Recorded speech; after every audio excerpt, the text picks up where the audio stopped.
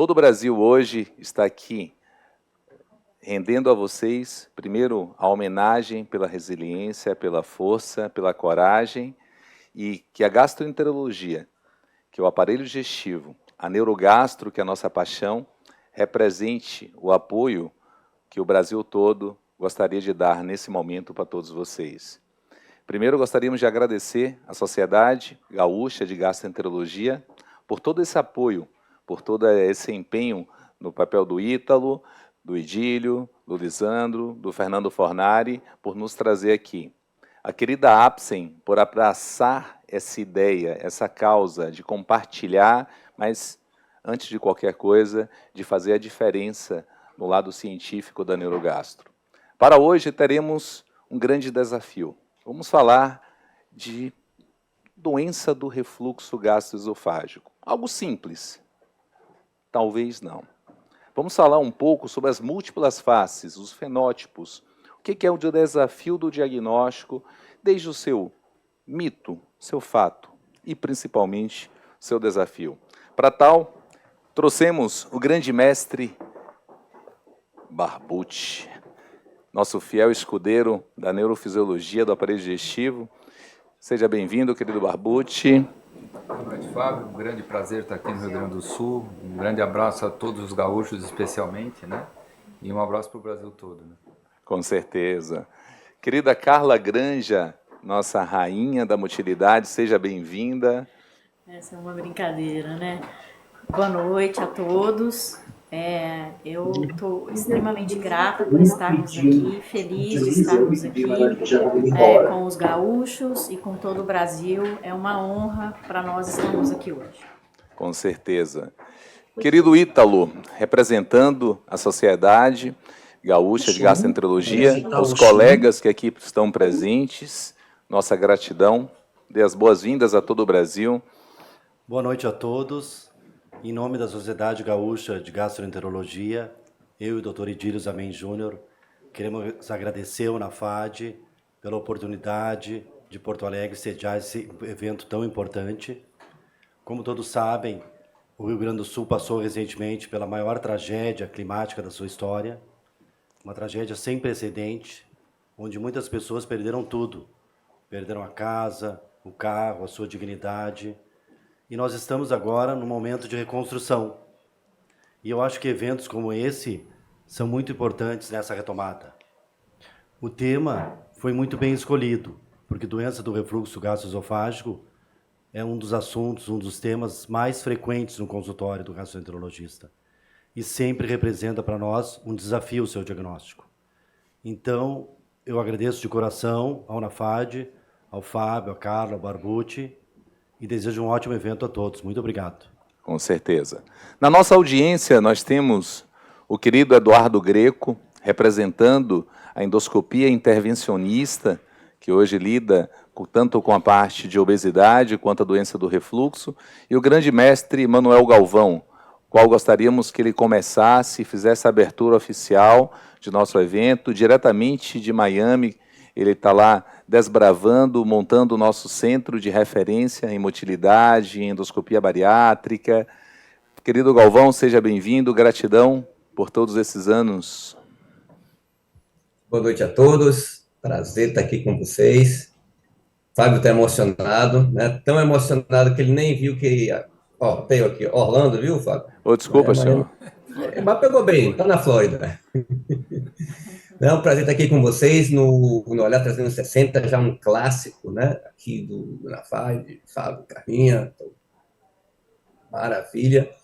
E para ver as múltiplas faces da doença do refluxo, eu estou aqui para mostrar para vocês uma das faces da doença do refluxo. A gente está se dedicando bastante aqui a estudar uma coisa que é o refluxo. Olha quantas facetas são.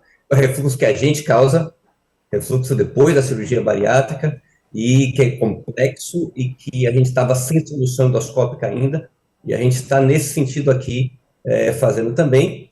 E o Fábio falou dos fenótipos, a gente está junto com vocês aqui, nossa especialidade maior é obesidade, e a gente, por coincidência, vai começar um estudo essa semana que vem sobre os fenótipos da obesidade, que é o cérebro com fome, o intestino com fome, a fome emocional e o queimador lento, que veio da ideia da Clínica Miles, se fez uma companhia, aprovação no FDA, e a gente já está de uso clínico, já tem para comprar aqui, já tem para usar para os nossos pacientes, ou seja, a gente está muito próximo de saber o que vai funcionar em obesidade, e a gente espera que no refluxo seja isso também.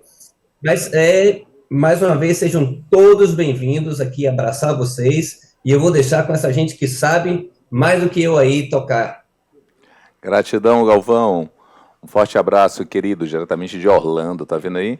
Por estar... Galvão, a sensação, meu querido, de estar aqui no Rio Grande do Sul, ontem, quando a gente pousou e viu realmente o que eles superaram, é uma emoção gigantesca.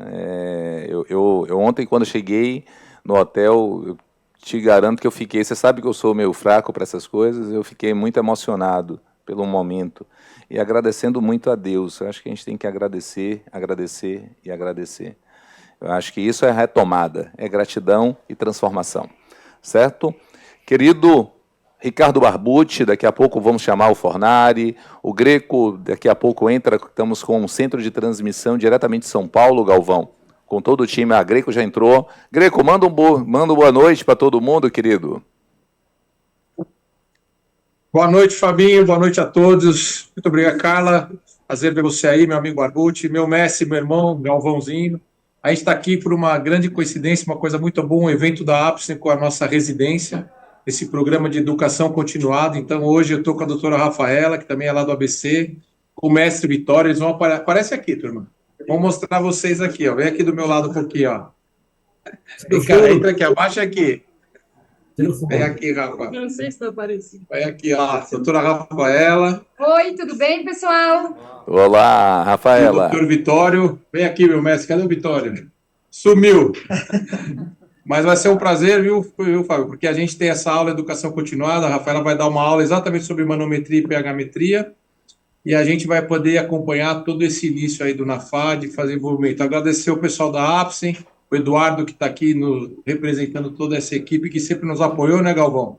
Galvão e o Fábio trouxe aqui para a faculdade do ABC. O Vitório chegou aqui, eu vou dar espaço só para ele mostrar o rostinho rapidinho. Mestre aqui, aparece aqui, ó.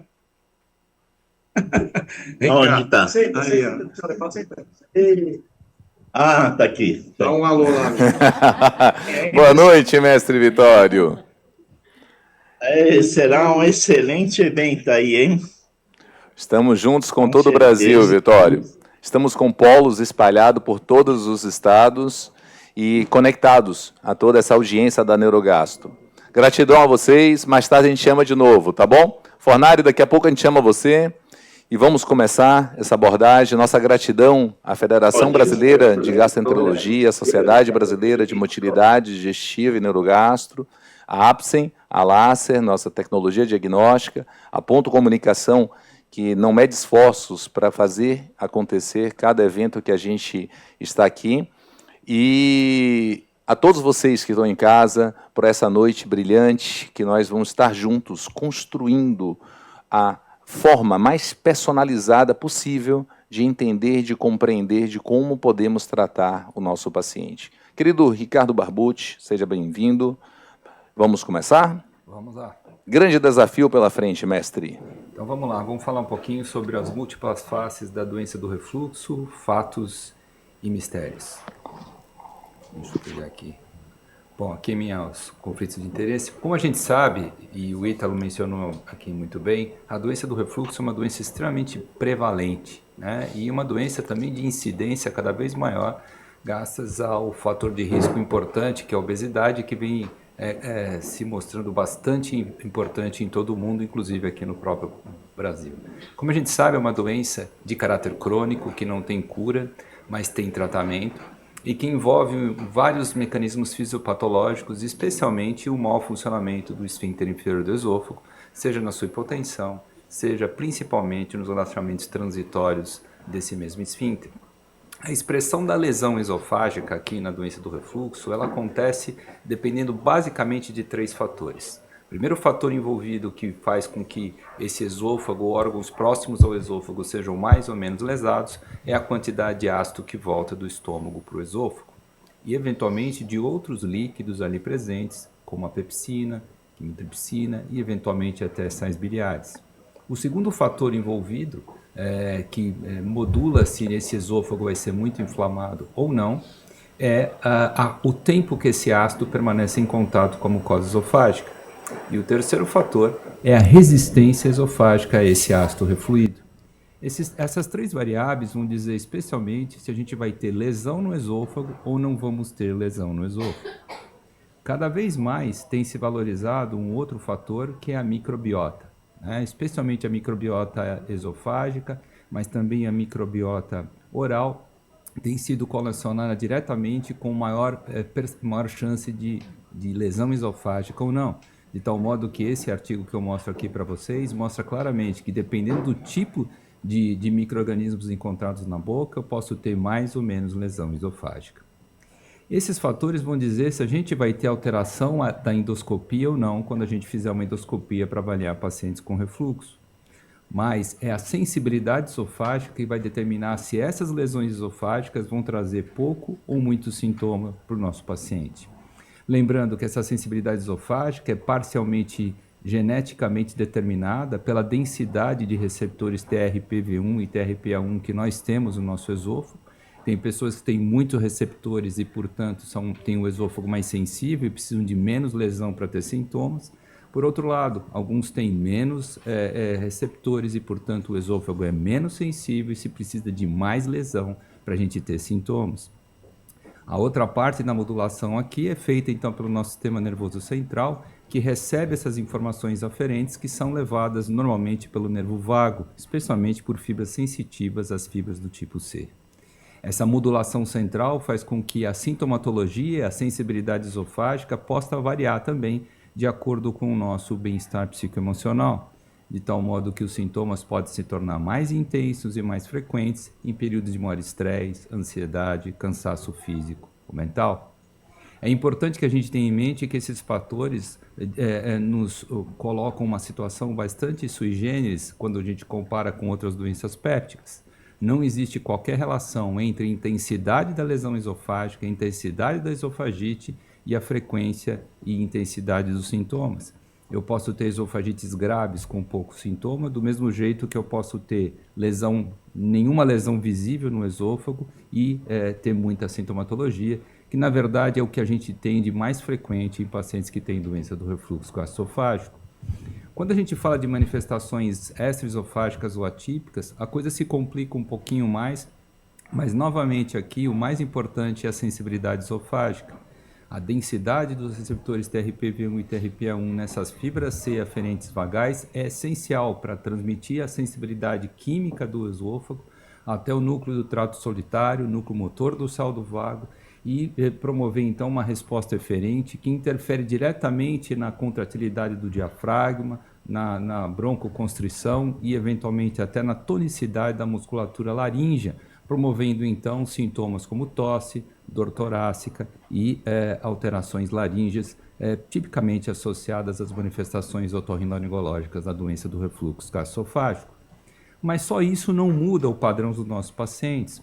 Outro fator extremamente importante relacionado com a frequência e intensidade dos sintomas é a altura que o material refluído chega no esôfago.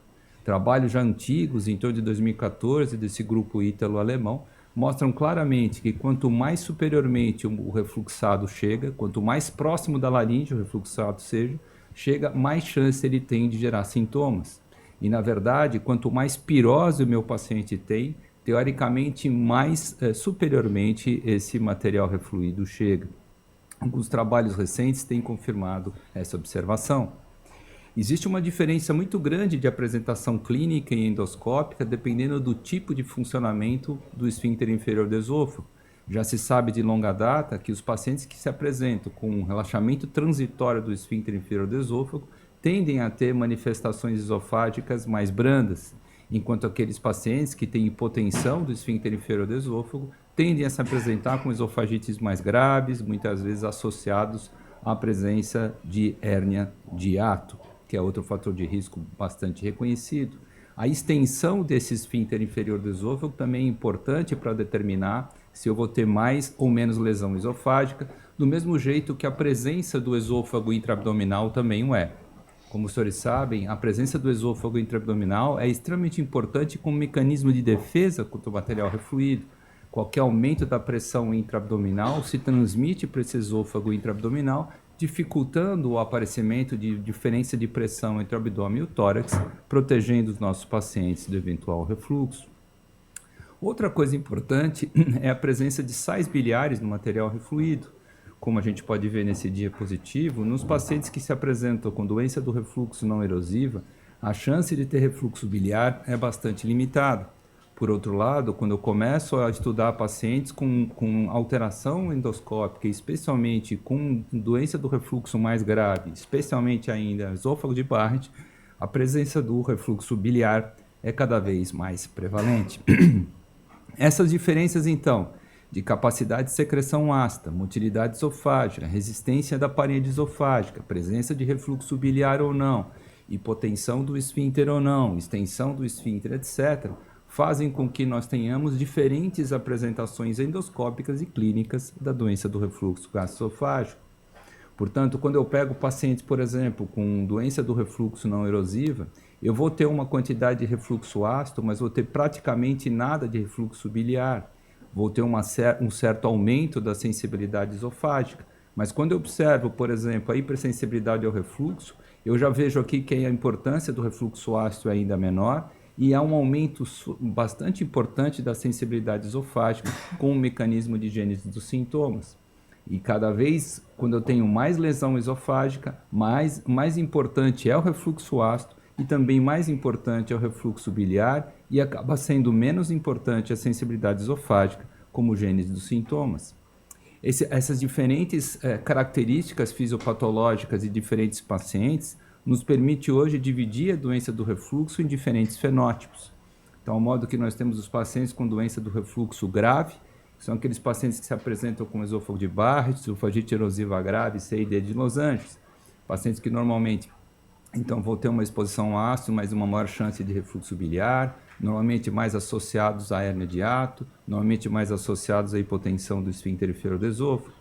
Em segundo lugar, a doença do refluxo erosiva leve, seguindo então para a doença do refluxo não erosiva, onde a sensibilidade esofágica já começa a ganhar mais importância do que o próprio refluxo ácido, culminando com a hipersensibilidade ao refluxo, onde a gente tem refluxo normal, fisiológico, mas com sensibilidade esofágica bastante elevada, chegando até a pirose funcional, onde teoricamente não há refluxo patológico e também não há relação do episódio de refluxo com os sintomas referidos para os nossos pacientes, aqui ainda com a obrigatoriedade de nós termos preferencialmente biópsias de esôfago normal, não sem mostrar qualquer tipo de alteração, especialmente hoje a esofagite eosinofílica. Existe um outro fenótipo bastante reconhecido, especialmente pelos cirurgiões, já que é uma das principais indicações para o tratamento cirúrgico tradicional, ou eventualmente endoscópico, eu vou falar sobre isso, que é o fenótipo de regurgitação. São pacientes que têm uma barreira esofagogástrica muito ruim e mesmo controlando a acidez, mesmo controlando a produção de ácido clorídrico, são pacientes que se mostram refratários ao tratamento clínico e respondem muito bem ao tratamento cirúrgico. E passam ainda por outros fenótipos, relacionados com manifestações extraesofágicas ou atípicas da doença do refluxo, como as manifestações otorrinolaringológicas, a dor torácica de origem não coronariana e a tosse associada ao refluxo. Como toda doença, especialmente como toda doença crônica, o sucesso do tratamento está no sucesso do diagnóstico. Quanto mais acurado o meu diagnóstico, mais chance eu tenho, então, de fazer o meu paciente melhorar da sua sintomatologia e diminuir os níveis de complicação associados às doenças. Portanto, o principal fator de refratariedade, já me adiantando aqui ao tratamento clínico, é o diagnóstico errado, é o diagnóstico inadequado. Como toda doença, a gente passa aqui por uma anamnese bastante bem feita para que a gente possa ver quais são as chances desse meu paciente ter refluxo e através da anamnese, inclusive do exame físico, eu consigo até determinar parcialmente qual é o tipo de fenótipo que o meu paciente vai ter. Se é um paciente que está acima do peso, tem mais de 60 anos de idade, grande chance ele tem de ter a doença do refluxo mais clássica, com pouca participação da sensibilidade esofágica como gênese dos sintomas. Por outro lado, se é um paciente mais jovem, mais esbelto e que não tem outro fator de risco, a parte de sensibilidade esofágica e a chance de doença do refluxo não erosivo, ou mesmo pirose funcional, é muito maior. Os fatores de risco principais são, especialmente, o aumento da circunferência abdominal, né? E, eventualmente, doenças que possam aumentar o risco de refluxo. Durante a anamnese, também, é claro, a sintomatologia é bastante importante. E, embora a pirose e regurgitação sejam sintomas clássicos associados à doença do refluxo, a presença desses dois sintomas não garante o diagnóstico acurado do refluxo. Se eu me basear no diagnóstico somente com a parte de sintomatologia, eu vou errar metade dos diagnósticos de refluxo e, portanto, em metade dos meus pacientes eu vou ter problema de eles responderem ao tratamento que vai ser instituído. A endoscopia, como os senhores sabem, é um mecanismo... antes da endoscopia, o exame físico é outra coisa extremamente importante. Lembrando que existem várias doenças que aumentam o risco de doença do refluxo gastroesofágico. Por exemplo, o que me lembro aqui, esclerodermia é uma coisa extremamente importante. A ausculta pulmonar é extremamente importante, já que fibrose pulmonar, broncoespasmo podem ser associados à doença do refluxo gastroesofágico, o que faz com que o exame clínico seja, de fato, bastante importante. Como exame subsidiário, a endoscopia é o nosso carro-chefe, mas, como os senhores sabem, a endoscopia não nos ajuda tanto assim como a gente podia imaginar. Esse estudo do grupo italiano do professor Savarino mostra que, se pegarmos pacientes com sintomas clássicos de refluxo e submetermos a eles a endoscopia digestiva alta, 70% desses pacientes vão mostrar a endoscopia normal. Somente 30% vão ter alterações endoscópicas. Desses pacientes que têm endoscopia normal, desses 70%, se eu submetê-los a uma pH-metria esofágica de 24 horas, 50% vai ter doença do refluxo, ou seja, doença do refluxo não erosiva, e os outros 50% vão estar divididos em pirose funcional e hipersensibilidade esofágica ao refluxo. Desses pacientes que têm alteração à endoscopia, ou seja, desses 30%, a grande maioria vai ter esofagite erosiva leve, A e B de Los Angeles. É uma exceção os nossos pacientes se apresentarem com esofagites mais graves, C e D, mais exceção ainda com esôfago de Barth. Então, a doença do refluxo, na maioria das vezes, tem impressão endoscópica bastante tênue. Na verdade, a maioria das vezes a endoscopia é normal.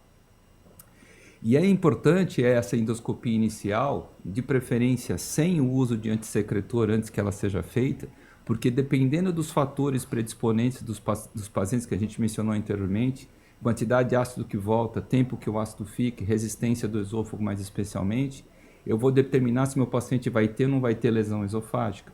Se eu trato esse paciente, se eu diminuo a exposição desse paciente ao ácido, existe uma cicatrização do esôfago, mas o mau funcionamento da válvula permanece, por isso a cronicidade da doença. E quando eu paro o tratamento clínico, o que acontece é que em 80% das vezes o meu paciente volta ao mesmo grau de esofagite que apresentava na endoscopia inicial, desde que essa endoscopia seja feita, é óbvio, sem o uso prévio de inibidor de bomba de prótons, que faz ainda com que a chance de uma endoscopia vir alterada seja menor ainda se o paciente estiver usando qualquer tipo de antissecretor. Menos importante ainda é a endoscopia em pacientes com manifestações atípicas da doença do refluxo, especialmente se o paciente não tiver pirose e regurgitação associada à sintomatologia respiratória ou otorrinolaringológica.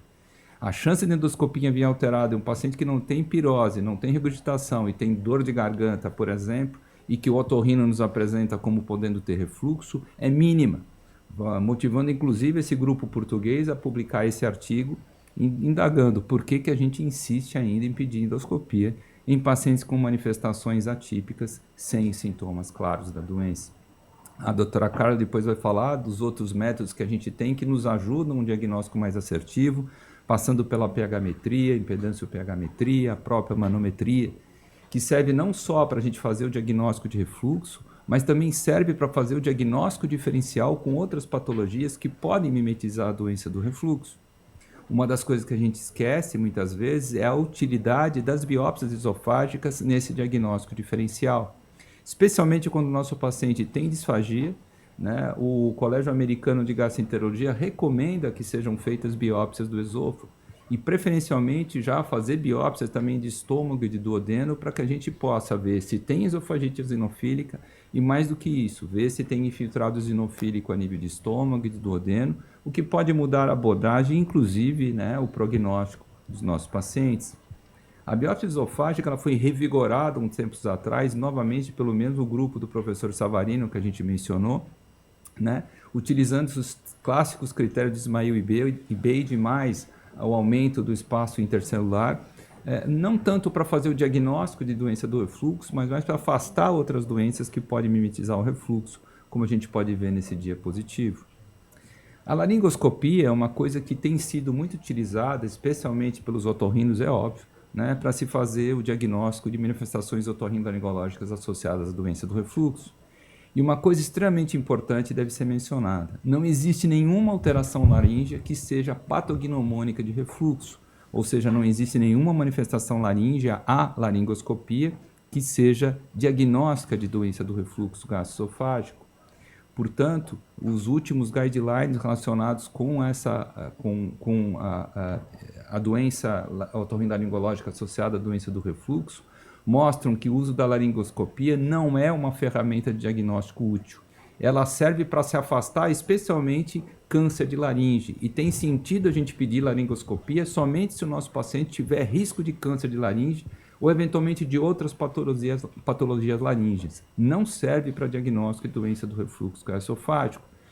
E, diferentemente do que muitos podem acreditar, os pacientes com manifestações otorrinolaringológicas e pulmonares raramente têm refluxo laríngeo. A grande maioria dos pacientes com manifestações atípicas vai ter refluxo esofágico distal. Quanto mais proximal o refluxo, maior a chance de sintomas clássicos da doença, especialmente pirose associada a isso, já que quanto mais longe do estômago eu estou, mais sensível o esôfago é, tanto quimicamente como mecanicamente, à própria distensão. Então, também sensível ao refluxo de natureza, inclusive não ácida. E uma coisa que a gente esquece e que em nosso serviço a gente valoriza bastante, pelo menos uma vez em todo paciente que tem doença do refluxo, é o esofagograma, ou a radiografia seriada do esôfago, estômago do duodeno, ou como a gente chama em São Paulo, o EDE. Esse é um exame extremamente importante, não para dar diagnóstico de refluxo, mas, novamente, para fazer o diagnóstico diferencial de uma maneira adequada, inclusive nos orientar se a pH-metria pode ser feita com uma interpretação mais simples ou mais complexa. Porque se a gente tiver, por exemplo, uma acalásia, como esse caso que eu trouxe aqui para vocês, e a gente coloca um pH-metro dentro desse esôfago, se meu paciente durante o dia consumir qualquer bebida, por exemplo, mais ácida, vai alterar sobremaneira o resultado da pH-metria, podendo fazer o diagnóstico de refluxo de uma maneira errada, né? A experiência do nosso grupo cirúrgico mostra que pacientes com acalásia são, em média, tratados por 2-3 anos como tendo refluxo e sem que se faça o diagnóstico correto da acalásia. Portanto, extremamente importante, extremamente útil o esofagograma. Também nos é útil, por exemplo, no diagnóstico diferencial com esofagite eosinofílica e com outras doenças, inclusive neoplásicas do esôfago, podendo inclusive orientar o endoscopista, né, antes do exame, podendo já vir preparado para fazer algum procedimento se for necessário com relação a isso. É isso que eu queria falar nessa parte inicial, Dr. Fábio. Maravilhoso, maravilhoso. Querido Lisandro, sua primeira intercessão, seu ponto de vista. Boa noite, seja Fábio. bem-vindo. Gratidão pelo abraço, pelo acolhimento. Muito obrigado. Quem agradece somos nós. Tenho certeza que o povo gaúcho, os gastroenterologistas, sentiram e sentem esse afetuoso abraço que vocês dão aqui do NAFAD em relação a nós gaúchos. Muito obrigado, é uma honra. Eu fico impressionado com a capacidade da didática que o professor Barbucci tem, que é absolutamente incrível. Ele esgota quase que o assunto de uma maneira muito brilhante. Ele explicou e nos ensinou que realmente o refluxo é uma doença crônica, complexa e com mecanismos fisiopatológicos múltiplos, né? Desde mecanismos químicos, mecanismos mecânicos, mecanismos psicológicos e neurológicos.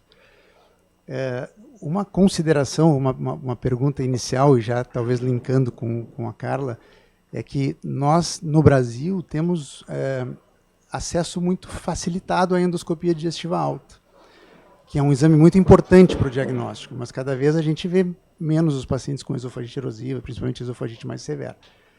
Mas os estudos de monitoramento ácido não são tão comuns no Brasil, do acesso à população brasileira. E como é que seria?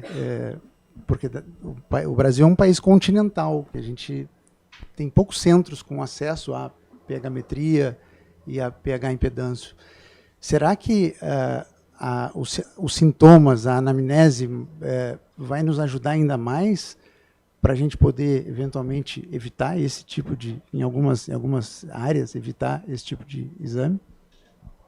A sua pergunta é uma consideração extremamente importante, porque você tem completa razão, né? A gente tem uma dificuldade muito grande de fazer exame de pH-metria, mesmo simples, de manometria, até mesmo no nosso centro lá no Hospital das Clínicas, que é um centro muito grande, nós não damos conta da demanda que a gente tem, os pacientes têm que esperar bastante tempo. Então, o que a gente pode fazer? É fácil do ponto de vista acadêmico, falar que vai fazer impedância de pH-metria, manometria de alta resolução, etc. Então, a gente vai depender muito, é claro, da nossa anamnese, vai depender muito do exame físico e podemos depender também do tal do teste terapêutico, que é uma coisa que a gente usa na prática clínica com razoável frequência.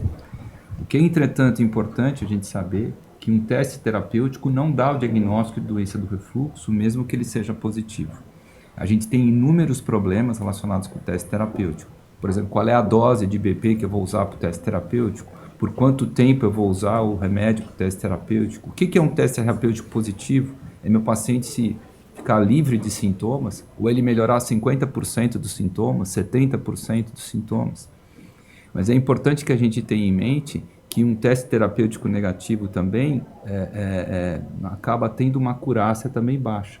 Então, ao modo que muitas vezes o paciente responde ao teste terapêutico e acaba sendo diagnosticado como refluxo e não tem refluxo, né?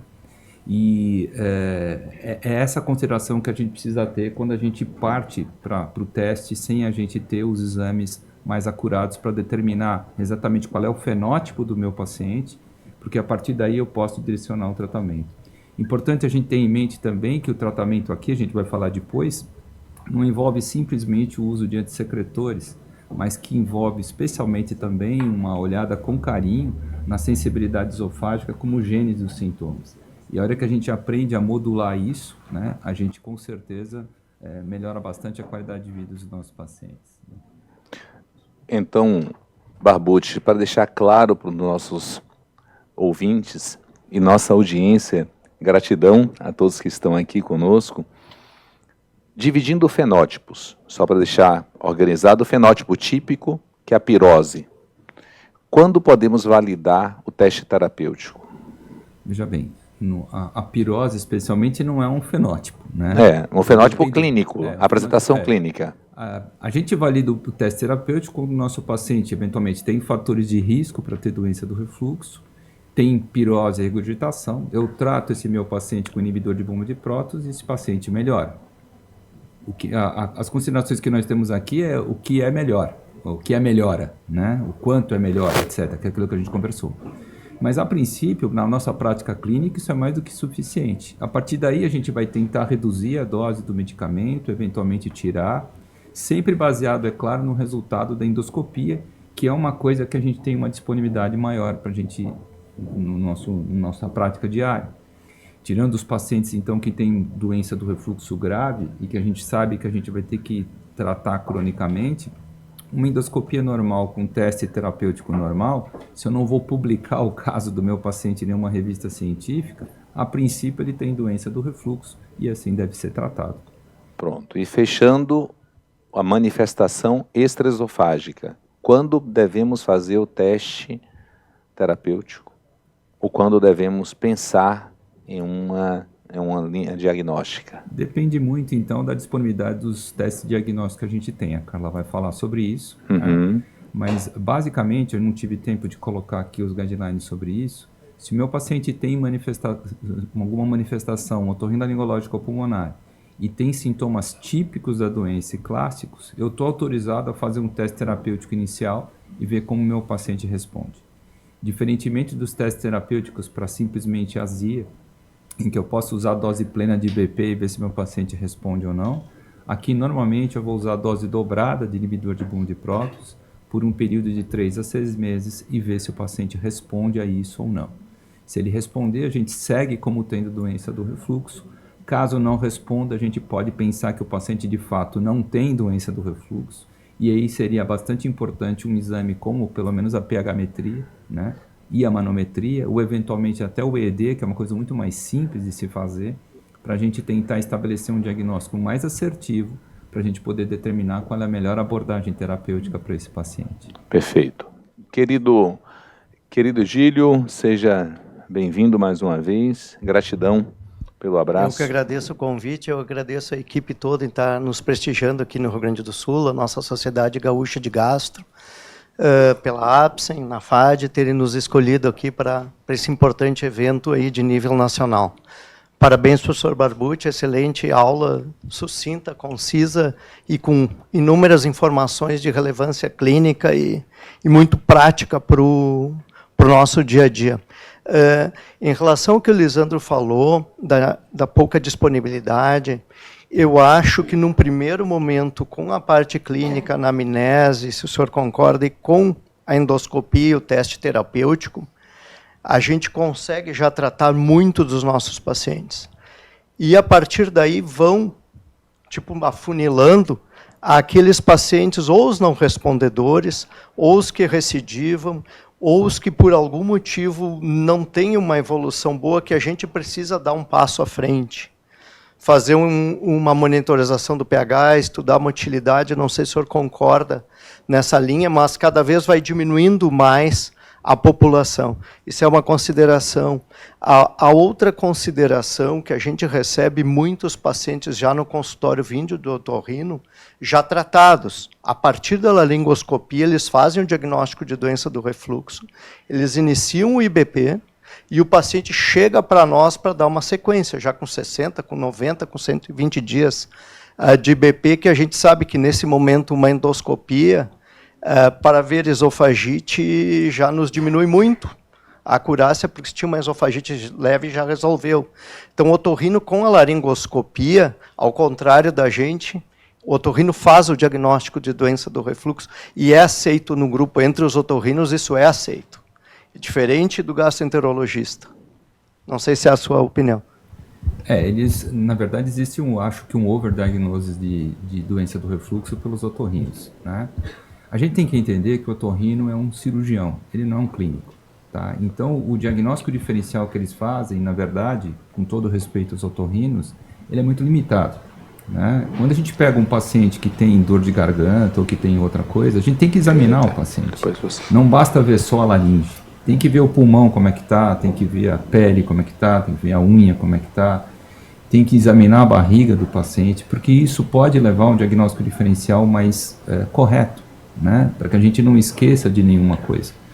Agora, com relação à parte dessa coisa de ter disponibilidade de pH-metria ou não, o que é importante a gente ter em mente é que por mais clássicos que os sintomas possam ser do refluxo, eles não garantem o diagnóstico de refluxo.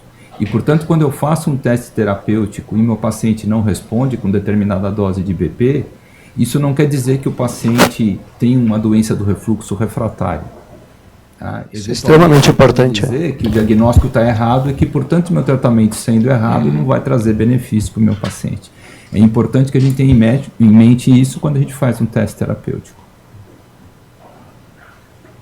Parabéns, doutor Barbucci, pela excelente apresentação.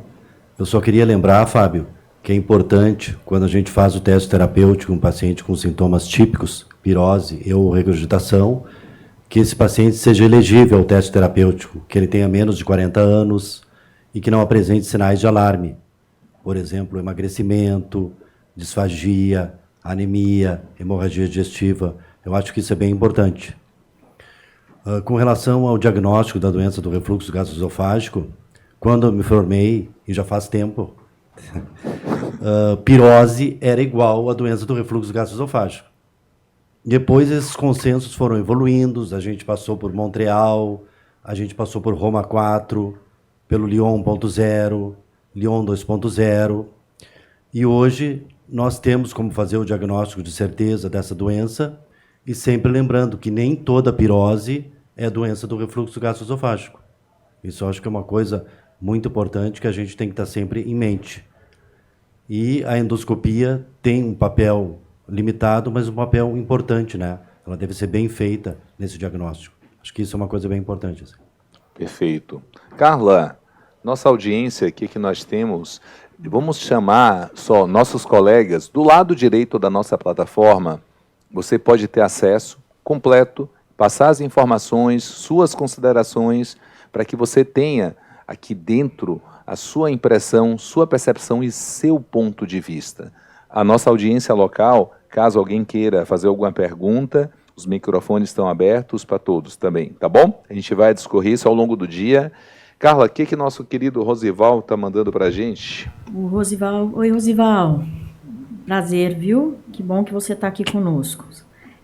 Na endoscopia, o achado, ele pergunta, né? Na endoscopia, o achado dos sinais indiretos de esofagite não erosiva, mucosa edemaciada, estrias acinzentadas, essas descrições todas que a gente às vezes observa no terço médio distal do esôfago, se há algum benefício nesse tipo de achado, se a gente poderia valorizar, enfim. A tendência é a gente não valorizar. Né? Inclusive, a nossa recomendação é que se faça um laudo descritivo disso. Edema de esôfago distal, por exemplo, e não esofagite não erosiva, alguma coisa do tipo. Que isso estigmatiza o paciente como tendo doença do refluxo. Se uma esofagite losangelisar, como você vai falar aí, não é suficiente para dar o diagnóstico de doença do refluxo, porque 6 a 10% da população pode ter isso e não tem refluxo, menos ainda outras alterações. Se passou por um tempo da tal das lesões mínimas de esôfago, né? Porque as lesões mínimas, porque a magnificação, isso também já caiu por terra. E hoje a gente precisa ter lesão de fato. Ou ter erosões, B, C ou D, ou ter Barrett, ou ter úlcera, ou ter estenose. Se discute, inclusive, a extensão do Barrett que seria necessária para dar o diagnóstico de certeza. Se é 1 centímetro, se é 3 centímetros, aparentemente... o consenso maior é que tem um Barrett de 3 ou mais centímetros para a gente poder afirmar com certeza que é doença do refluxo. A gente tem que ter o cuidado que, inclusive, a gente recebe em laudos de endoscopia doença do refluxo não erosiva na conclusão com esses achados de mucosa brancacenta, etc. E só para juntar, eu acho que a biópsia de esôfago nesses pacientes com essas alterações, eu acho que ajuda muito, principalmente para descartar a esofagite eosinofílica, que mimetiza muito o sintoma muitas vezes, né? Como o professor Barbucci falou. Aí a gente precisaria fazer as biópsias mesmo, tá? Porque 10 a 20% dos pacientes com esofagite eosinofílica têm endoscopia normal, né? Então isso é importante a gente lembrar disso, que todo paciente com disfagia tem que biopsiar o esôfago, mesmo que o esôfago seja normal.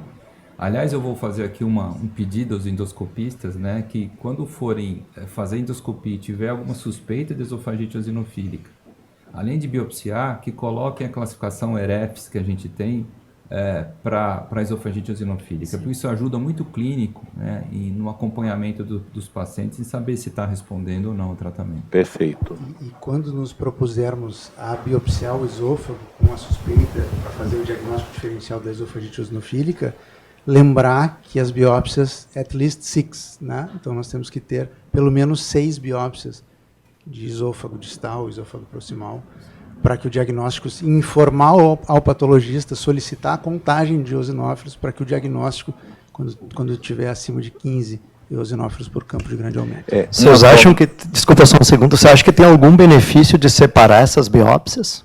Eu estou dizendo, na minha prática, eu não separo. A recomendação é que sim, mas eu concordo contigo que não muda nada. A questão é de resposta. O último guideline agora que saiu sobre biópsias, recomenda a todos para endoscopia, deixa uma coisa simples. 4, 10, 4.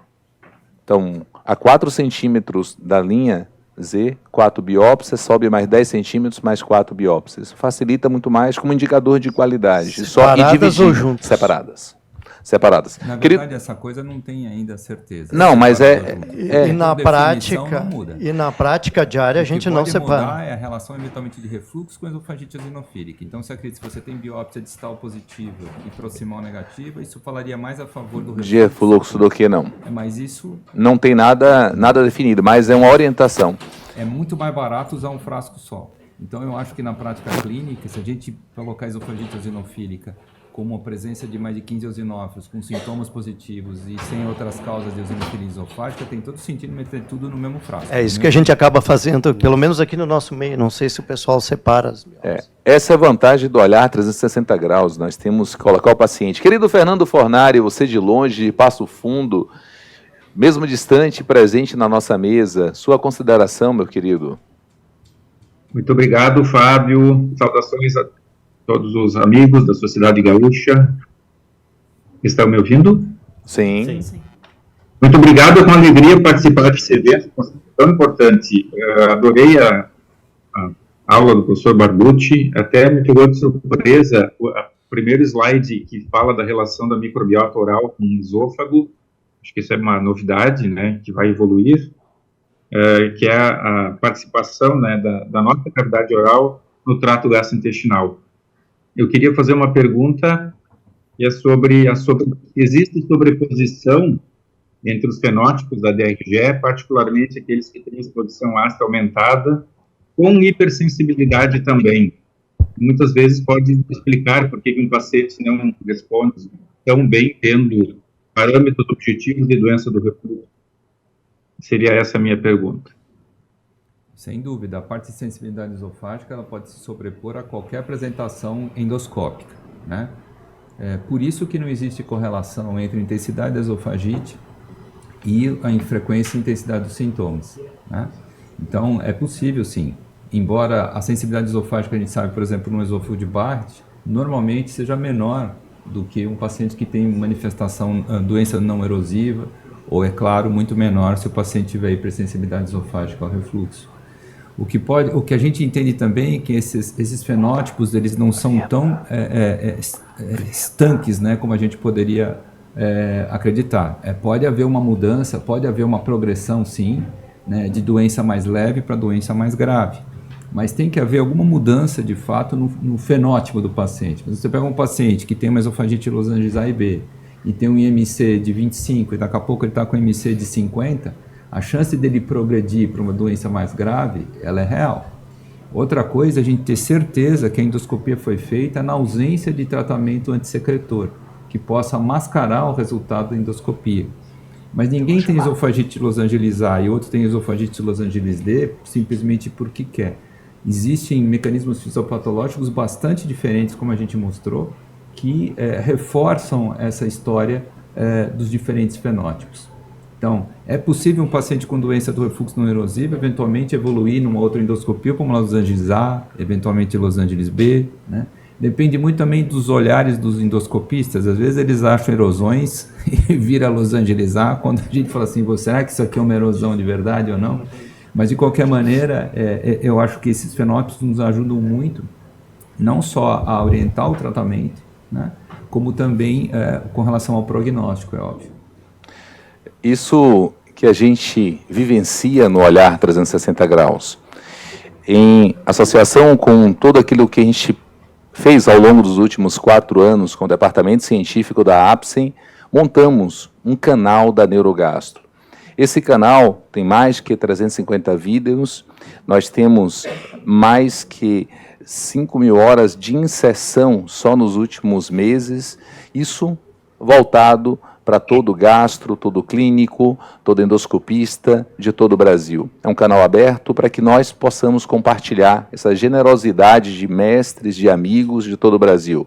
Vamos convidar você para poder fazer parte também do canal da Neurogastro, que a APSEM, a LACER, se uniram para que isso se tornasse possível. Um forte abraço, daqui a pouco a gente volta. Prebiótico, probiótico, síndrome do intestino irritável. Se você é gastroenterologista, com certeza o seu paciente chegou com essas demandas ao seu consultório. Mergulhe nesse assunto e oriente com mais credibilidade. Se atualize no universo da gastroenterologia com os melhores especialistas do Brasil. Conheça o canal NAFAD aqui no YouTube. São quase 15 mil horas de conteúdo. Inscreva-se.